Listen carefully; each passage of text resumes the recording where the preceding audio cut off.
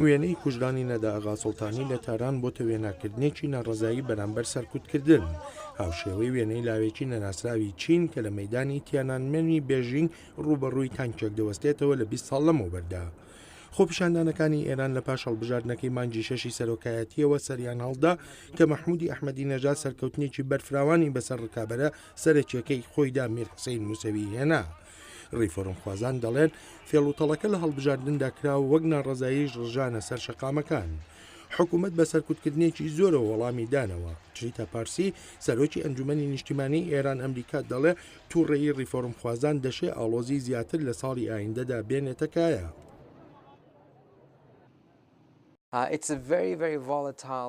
بارێکی زۆر سەقامگیرە لە ئیران بێگومان یەکێک لە کێشەکان ئەوەیە مەترسیەکە بوونی هەیە بۆ حکوومەت و لەوانەیە حکوومەتیش و هەست بکات ڕێگای دەربەزبوونی نییە.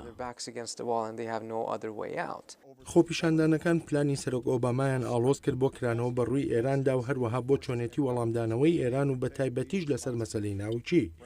ئێران بەردەوامە لە سووربوونی خۆی کە ئەو بەرنامەیی ئاشتیانەیە. لە مانجیدەدا ئێران قایل بوو بە ناردنی مەتریاڵی ناوچی بۆ وڵاتی سێهەم بۆ پیتاندن بەڵام دواتر پەشیمان بووەوە. ئەلێکس ڤاتانکە نووسەرە لە نێوەندی جەینز بۆ شیکردنەوەی کاروباری ئیسلامی دەڵێ ئاشکرا نییە ئەمە جیاوازی لە نێوان ڕاهبەری کۆماری ئیسلامی و سەرۆکی ئەو وڵاتەدا دروست کردبێ. پرسیارەکە ئەوەیە ئەم لە یەک تێنەگەشتە نەبووە ئایا ئەمە کەسانی ئەمەد نێژاد بوونە پێشی خۆیان کەوتون لەوانەیە بە دوای گەیشتن بە جۆرە دیالۆگێک لەگەڵ ڕۆژئاوادە و خامانەی لەبارەیەوە دڵگران بێت وەرە تاران ڕای بگرێت و یاخود بە ئەن قەست بەگشتی لێک دراوە و یاری تاکتیکە کە ئیران دەمیکە بە جۆرێک مشتومڕیە بۆ کڕینی کات. هۆکارەکە هەرچیەک بێ بەڵام وەڵامەکە سەنگیە بۆ سزای زیاتر لەسەر ئێران لە UN و لەلایەن کۆنگرێسی ئەمریکاشەوە. شیکەرەوە دەڵێن پێویستە سزاکان دژی حکوومەت بێن نەک گەلانی ئێران.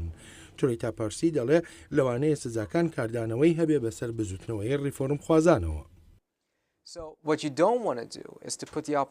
ئەوەی ئێمە ناخوازیین ڕووبەدات ئەوەیە ئۆپۆزیسیۆن بکەویتە باریکەوە لە بری بەرهەنگاربوونەوەی ئامەدی نەژاد بکەویتە داکۆکیکردن لە خۆی و پاراستنی متمانەی نیشتیمانی خۆیان پاش سزاکانی ئەمریکا. ئێستا ئۆپۆزیسیۆن بۆ خۆی لە بارێکی سەختایە کە شەڕی دژە سیستمێکی ئاوا سەرکوتکرد دەکات. بەڵام شیکەرەوەکان دەڵێن سزایەکی بەرچاو بەبێ پشتیوانی رووسیا و چین نابێ و تا ئێستاش هەردوو وڵات دوو دڵن لە پشتیوانی هەنگاوێکی لەو بابەتە. ئەم راپۆرتەر لە بەشی کوردی دەنگی ئەمریکاوە پێشکەشتان کرا.